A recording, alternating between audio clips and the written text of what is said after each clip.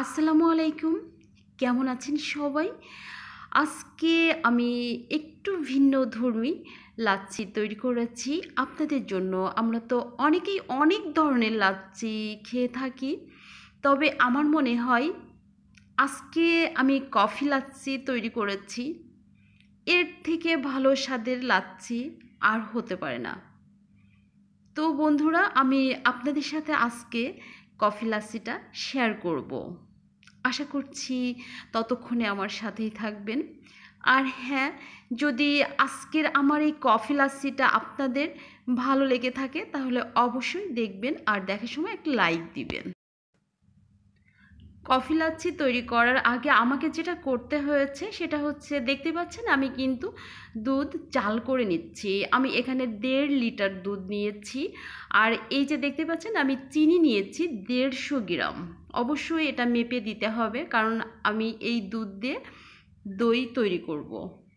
Just দইটা খুব বেশি জমবে তাও না।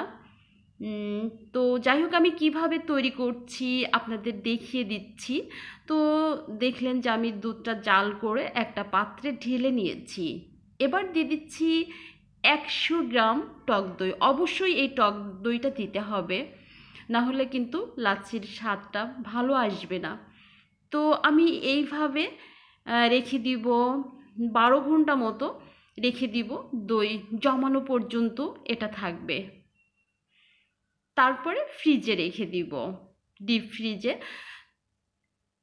এবার দেখতে পাচ্ছেন আমি কিন্তু লাচ্ছি ঢেলে নেওয়ার জন্য যে গ্লাসগুলো আমার প্রয়োজন সেগুলো সাজিয়ে নিয়েছি। মাশাআল্লাহ, অনেক সুন্দর লাগছে, তাই না?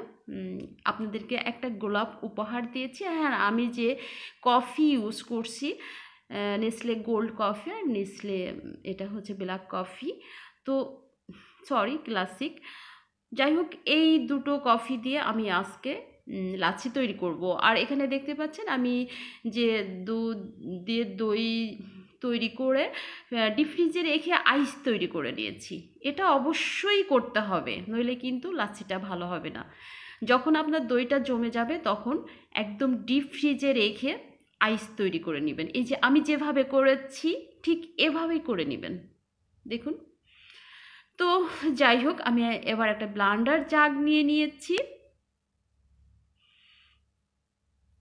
আর সবটুকু আইস এর মধ্যে দিয়ে দিচ্ছি। অর্থাৎ দই দিয়ে যে আইসটা তৈরি করেছি সেই আইস সম্পূর্ণ নিয়ে নিব। খুব সহজ তৈরি করা, অথচ খেতে এতটা টেস্টি হয়।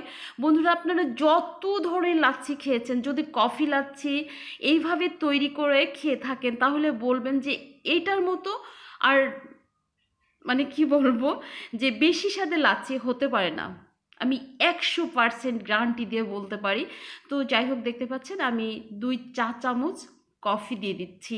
আমি কিন্তু এখন গোল্ড কফি ব্যবহার করছি, আর পরে ব্যবহার করব ওই ব্ল্যাক কফিটা।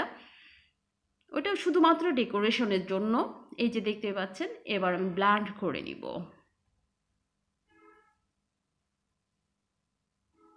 তো যাই হোক, দেখতেই পেলেন আমি ব্লেন্ড করে নিয়েছি। এই যে দেখুন কেমন ফ্লাফি হয়েছে। এভাবে আইস তৈরি করে নিলে কি হয়, ব্লেন্ড করার পর সুন্দর ফ্লাফি একটা ভাব আসে, আর এটা খেতে কিন্তু খুবই টেস্টি হয়। তো যাই হোক, এবার আমি সার্ভ করে দিব। আমি অনেক সুন্দর করে গ্লাসগুলো সাজিয়ে রেখেছি। তো এখন আমি লাচ্ছি দিয়ে দিচ্ছি। বন্ধুরা, আমি আবারও বলবো যে অবশ্যই অবশ্যই আমার আজকের এই রেসিপিটা যারা দেখবেন অবশ্যই একদিন হলেও তৈরি করবেন, যে এটার মতো আর লাচ্ছি হতে পারে না। তো যাই হোক, আমি অনেকক্ষণ বকবক করলাম। জানি না আজকের লাচ্ছিটা আপনাদের কেমন লাগলো। আর ভালো লাগলে ছোট্ট একটা লাইক, সুন্দর একটা কমেন্ট করবেন। আর সব সময় আমার সাথেই থাকবেন, আমি এইটুকু আশা করি। যাই হোক, কষ্ট করে আমার আজকের রেসিপিটা দেখার জন্য আপনাদেরকে অসংখ্য ধন্যবাদ।